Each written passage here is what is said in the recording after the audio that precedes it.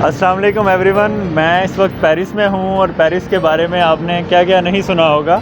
Fashion capital of the world और France का दारुल हुकूमत और यूरोप का एक बहुत बड़ा शहर है और बड़ी माशी ताकत है और अच्छा खासा हैवी मुल्क का हैवी कैपिटल है। फिर हमने अपने सियासतदानों को ये भी कहते हुए सुना कि हम लाहौर को पेरिस बना देंगे। तो क्यों लाहौर को पेरिस ही क्यों बनाना है, वेनिस या कोई और शहर क्यों नहीं बनाया जा सकता, क्या वजह है? तो ये सारी चीज़ों के जवाब जो हैं ये हमें पेरिस में आकर ही मिलते हैं। पेरिस के अंदर जो है लोग बड़े ही महज़ब किस्म के और बड़े ही डिफरेंट कल्चर्स, डिफरेंट क्विजीन्स और डिफरेंट वे ऑफ लाइफ उन लोगों का, ये सारी चीज़ें जो हैं ये हम देखते हैं इस शहर के अंदर। और मैं यहाँ कैसे आया, इसकी स्टोरी भी बड़ी ज़बरदस्त है। स्टोरी ये है कि मुझे बहुत पहले इतना तो पता चल गया था कि हमारी जो अंग्रेज़ी ज़ुबान है वो ज़ुबान बस हमें अंग्रेज़ी जहन और अंग्रेज़ी फ़िक्र और अंग्रेज़ी फ़लसफ़ा और अंग्रेज़ी थाट ही देती है।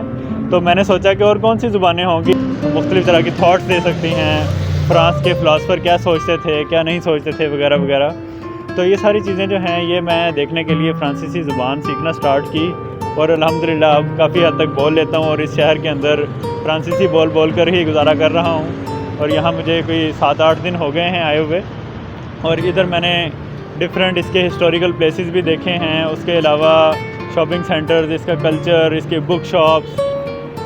तो यहाँ मैं बहुत सारे लोगों से मिला और उन लोगों के साथ गपशप की, उनके कारोबार का हवाल पूछा।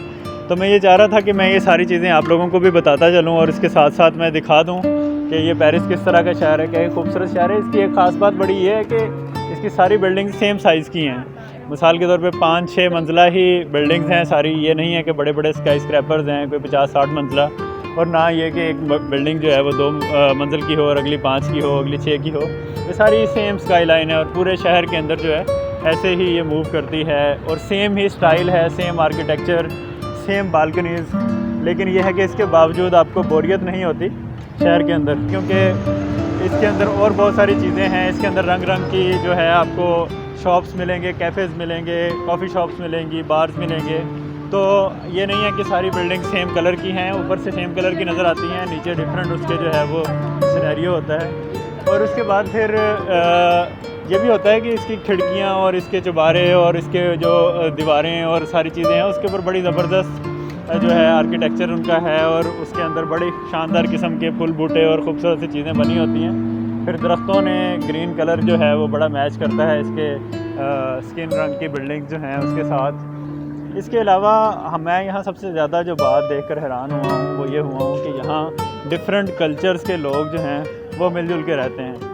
हमारे यहाँ तो एक ही तकरीबन कल्चर है, एक ही जैसा इंडस वैली का, और उसके बावजूद एक ही रिलीजन है। इसके बावजूद मुख्तलिफ़ तरह की फ़िरकावारियत और तअस्सुब और सूबाई और लसानी और क्या क्या नहीं है।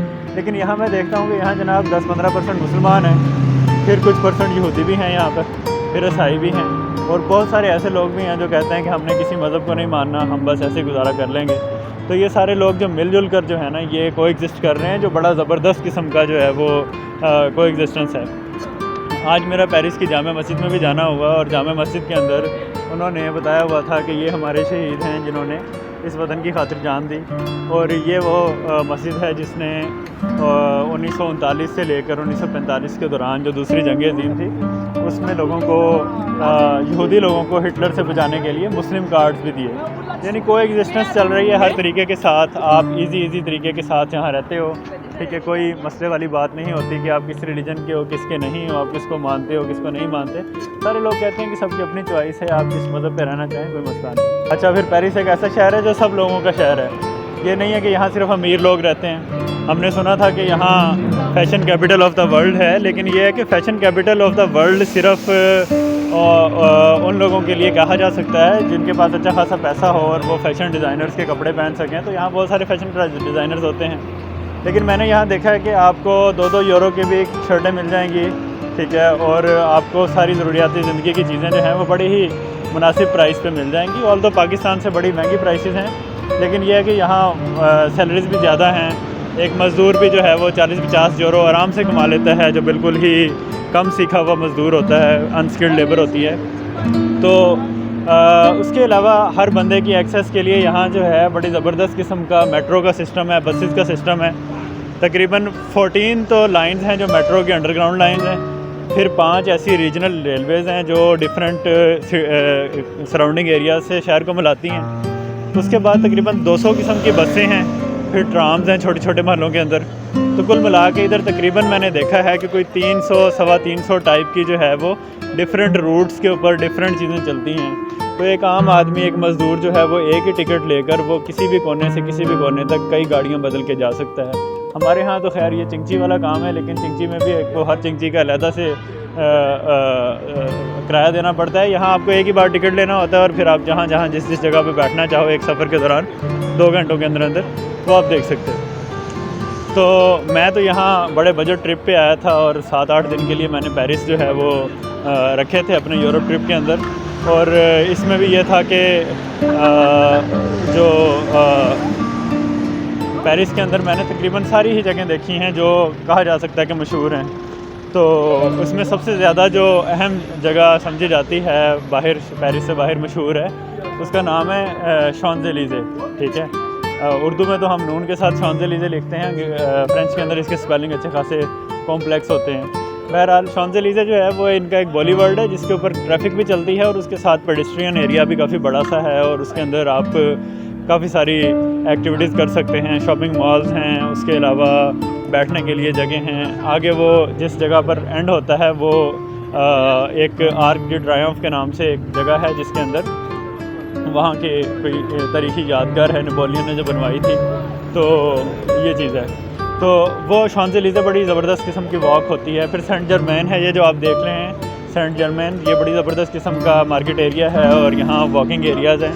शहर सारे यहाँ पर वॉकेबल हैं। आप अपने फुट्स के ऊपर जितनी आपकी कैपेसिटी है आप उतना चल सकते हैं और अपनी मंजिल तक पहुँच सकते हैं और कोई भी आपके रास्ते में मुदखल नहीं होगा। आपको कोई भी बंदा जो है वो आकर ठोकर नहीं मारेगा, गाड़ी नहीं आपके अंदर मारेगा, क्योंकि यहाँ ज़ेब्रा क्रॉसिंग है। ये आप देख रहे हैं सामने वॉकेबिलिटी का सिंबल है, आप पैदल जा सकते हैं अगर आप जाना चाहते हैं। तो सारी गाड़ियाँ रुक जाती हैं जब आपने सड़क पार करनी होती है, या वॉकेबल सिटी है तो इसलिए ये आपको साइन भी नज़र आ रहा होगा। हमारे यहाँ ये बड़ा मशहूर है कि यूरोप के अंदर बहुत ज़्यादा उरियानी है और फहाशी है और बड़ा मुख्तसर लिबास पहना जाता है और ख़वातीन जो हैं वो बिल्कुल भी परवाह नहीं करती और इसीलिए वहाँ जो है अखलाकियात की हालत बड़ी ख़राब है। लेकिन यहाँ आके मुझे एक बड़ी मज़ेदार बात पता चली कि ये मुख्तसर लिबास जो है ये तो इनका एक तहज़ीबी रहन सहन का तरीक़ाकार है जो इनके वालिदैन ने भी पहना, बड़ों ने भी पहना। इसलिए किसी लड़के के लिए, किसी खातून के लिए ये कोई मायूब नहीं समझा जाता और वो उसी तरह से इज़्ज़त के साथ एक दूसरे के साथ डील करते हैं। और हमारे यहाँ तो कोई खातून बेचारी अगर बाहर मोहल्ले में निकल आए तो उसको अच्छे खासे जो है वो नज़रों का सामना करना पड़ता है। लेकिन मैंने यहाँ देखा है कि लोग अपनी मर्ज़ी से जो उनको ईजी होता है वो पहनकर बाहर निकलते हैं और अपना काम करते हैं, कोई किसी की तरफ नहीं देखता। और ये भी हमने सुना होगा शायद कि यूरोप के अंदर तो हर तरफ जो है वो बूसो किनार और इस किस्म के सीन चल रहे होते हैं। ऐसा कुछ नहीं होता, लोग बहुत मसरूफ़ हैं, ये काम वो अपने हर वक्त में कहीं करते होंगे। लेकिन ये है कि यहाँ हमारे गली मोहल्लों के अंदर यहाँ ऐसे जैसे आप देख रहे हैं यही ज़िंदगी है, ऐसे ही चलती है। सब लोग नौकरियाँ करके आते हैं, शाम को इवेंट्स होते हैं, इकट्ठे होते हैं सारे लोग और इस तरीके से अपनी ज़िंदगी करते हैं जैसे हम लोग अपने करते हैं। लेकिन ये है कि यहाँ थोड़े से लोग ज़्यादा प्रोडक्टिव होते हैं। शाम के वक्त बेशुमार किस्म के इवेंट्स जो हैं वो मैं देखता हूँ। बहुत सारे लोग 2 जॉब्स भी करते हैं, यानी कि ज़्यादा टाइम वेस्ट नहीं करते। मेट्रो के अंदर भी मैंने देखा है कि तकरीबन सब लोग ही या तो किताब पढ़ रहे होते हैं या फिर जो है वो कानों को उन्होंने हैंड फ्री लगाई होती है। ज़्यादा लोग हैंड फ्री वाले ही होते हैं। लेकिन कोई लेक्चर सुन रहा है, कोई वीडियो देख रहा है, कोई नेटफ्लिक्स देख रहा है, अपने काम से काम रख रहे हैं, किसी की कोई परवाह नहीं कि फ़लाँ क्या कर रहा है या फ़लाँ के बारे में मैं कुछ जो है वो कहूँ या कोई बात करूँ या उस पर नुक्ताचीनी करूँ या उसकी बातों को जो है बुरा बनाऊँ। ऐसी बातों का यहाँ कोई लेन देन नहीं है, अमल दखल नहीं है। और फ्रेंच हैं बड़े लिबरल लोग, बड़े इनकी जो है वो हिस्ट्री है कि जमहूरियत इधर से स्टार्ट हुई थी। यहाँ से उन्होंने जो है अपने बादशाहों को पहली बार निकाला, लोगों को पहली बार दुनिया का पता चला। तो ये भी हो सकता है बादशाहों को आप जो है महलों से निकाल के बाहर फेंक दो, फांसी दे दो और आम लोगों की हुकूमत कायम कर दो। ये सारा कुछ इधर ही शुरू हुआ 18वीं सदी में, 16वीं सेंचुरी के अंदर। तो उसके बाद इन्होंने अच्छे वक्त भी देखे, बुरे वक्त भी देखे। पहली जंग, दूसरी जंग के अंदर ये बेचारे जर्मनों के हाथों बड़े पिटते रहे। लेकिन ये है कि टाइम पे इनकी बचत होती गई, बाल बाल बच गए ठीक है। तो कुछ इस तरह का मामला जो है यहाँ चलता रहा। सामने जो आप रेस्टोरेंट देख रहे हैं, ले ड्यूस मगर्ट और उसके साथ कैफ़े डी फ्लोर, ये रेस्टोरेंट यहाँ के बड़े तारीखी रेस्टोरेंट्स हैं। यहाँ जो है वो इनके बड़े बड़े राइटर्स और बड़े बड़े ऑथर्स और बड़े बड़े फ़िलोसोफर बैठ के लिखते रहे हैं। अल्बेयर काम्यू साहब आपने सुना होगा, या फिर आपने सिमन दी बुआ का नाम सुना होगा जेंडर स्टडीज़ के अंदर या इस तरह के सब्जेक्ट्स के अंदर, और आपने फ़िलोसॉफ़ी के अंदर सार्थर का नाम सुना होगा। ये सारे लोग इन कैफ़ेज़ के ऊपर बैठे रहते थे और लिखते रहते थे। पेरिस के अंदर कैफ़े कल्चर बड़ा ज़बरदस्त है, और इसकी वजह मुझे यूँ मालूम होती है कि यहाँ कोई खाने पीने के ठेले नहीं हैं। तो यहाँ सारी चीज़ें जो हैं वो दुकानों के अंदर ही मिलती हैं। आम बड़े बड़े शहरों के अंदर भी ठेले होते हैं और अच्छे भी लगते हैं, नो डाउट, इसमें कोई बुरी बात नहीं है अगर ठेले ना हों।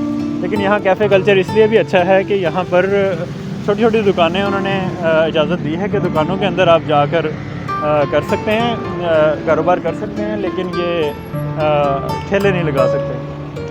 तो गरीब से गरीब महलों में भी मैं गया हूँ यहाँ, तो वहाँ भी कैफ़े कल्चर ऐसे ही है। सस्ती चीज़ें मिल जाती हैं, सस्ती दुकानें होती हैं, लेकिन थोड़ी सजी हुई, थोड़ी नफासत के साथ चीज़ देते हैं और आपको जो है वो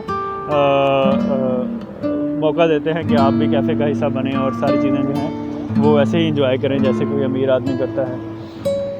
फिर यहाँ के लोगों के मसले जो हैं वो रोटी पानी के मसले नहीं हैं, वो इनको मिल ही जाती है। यहाँ एक तो मकान के किराए बड़े महंगे हैं, ज़्यादा हैं, लेकिन ये है कि इस हिसाब से सैलरीज़ भी ज़्यादा हैं, फिर भी मकान के किराए जो हैं वो ज़्यादा हैं। इसी वजह से छोटे छोटे अपार्टमेंट्स होते हैं जहाँ पर आप 2 बेडरूम्स हैं और उसके अंदर पूरी फैमिली रह रही है। हम भी एक अपार्टमेंट के अंदर यहाँ हमने रेंट पे लिया और हम वहाँ रह रहे हैं, लेकिन ये है कि हमें बड़ा मसला हुआ कि यहाँ कपड़े धोने के बाद इस्त्री कहाँ सूखने कहाँ डालते होंगे। तो वो उसका हल भी मैंने एक जगह पर देख लिया करीबी, और वो यूँ था कि एक ऐसी दुकान थी जिसके ऊपर कोई बंदा नहीं बैठा हुआ था, कंप्यूटर पड़े हुए थे और वहाँ पर मशीनें थी। वहाँ आप वॉशिंग मशीन थी और कंप्यूटर थे। आप कंप्यूटर में एंट्री करें कि जनाब मैंने इतने कपड़े धोने हैं और इतना मुझे डिटर्जेंट दे दें और इतना टाइम के लिए मुझे वॉशिंग मशीन दे दें। उसके अंदर सिक्का डालें या अपना बैंक कार्ड डालें और जनाब ये इधर से जो है आप कपड़े धो सकते हैं, ट्राई कर सकते हैं। लोग आते हैं, आके रख के कपड़े ऊपर चले जाते हैं, कुछ देर बाद आके निकाल कर ले जाते हैं धुले धुलाए कपड़े। तो कुछ इस तरह का मामला है।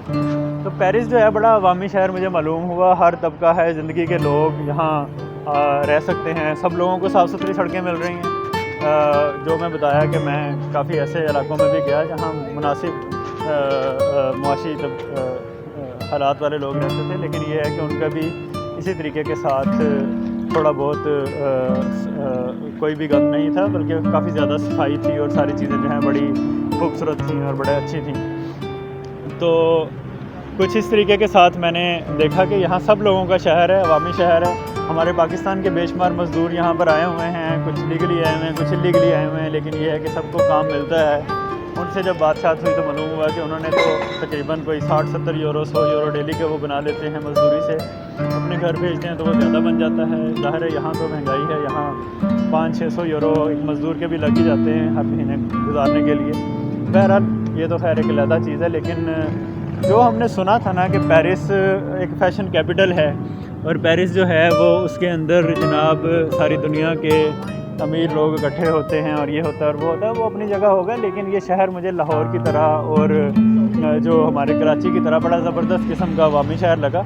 एक साफ़ सुथरा अवामी शहर है। लाहौर की तरह सफाई तो यहाँ बेहतर है, लाहौर से बहुत ज़्यादा बेहतर है, लेकिन यह है कि हर शख्स का शहर है, हर बंदे का शहर है, हर कोई अपना गुजारा कर सकता है यहाँ पर और किसी को भी जो है वो यहाँ परेशानी नहीं होती, किसी को भी तंगी नहीं होती यहाँ पर। तो ये मेरे तासुरात थे। आप पेरिस के गलियाँ मोहल्ले भी देख रहे हैं और आपको होपफुली मज़ा भी आ रहा होगा।